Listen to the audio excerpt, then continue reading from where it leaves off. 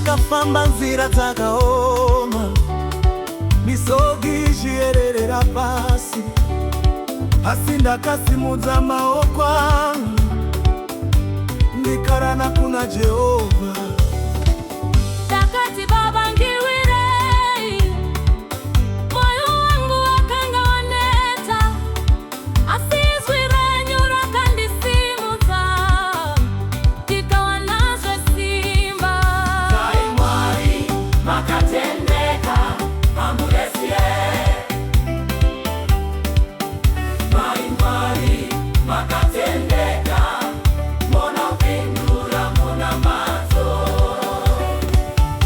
Ndakainamatira nyaya iyoyi, ichidana zuva nezuva kuna Mwari.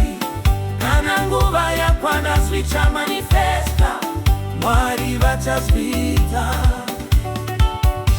Wandinamata mukuru, kana tiongo ndiani angarambe. Ndiye Mwari wangu vandipindura, ndiye Mwari wangu vandipindura.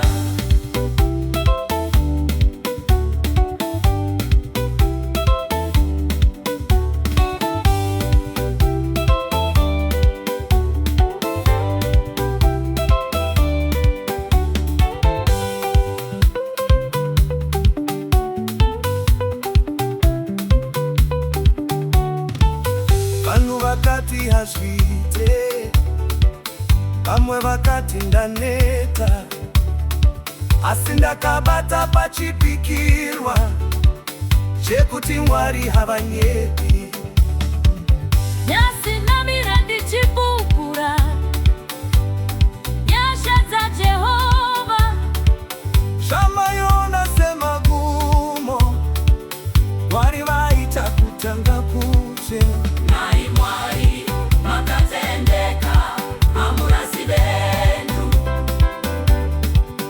Dai Mwari makatendeka, munopindura muna madzo. Ndakainamatira nyaya Iyoyi ndichidana zuva nezuva kuna Mwari. Kana nguva yakwana zvicha manifesta, Mwari vachazviita. Wandinamata mukuru, Kana tiongo ndiani angarambe. ndiye Mwari wangu vandipindura, ndiye Mwari wangu vandipindura. Munopindura muna madzo, Munopindure, munoziva misodzi yedu. Jehova munesu.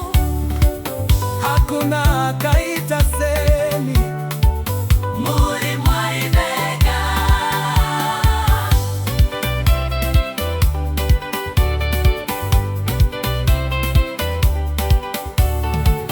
Ndakakumira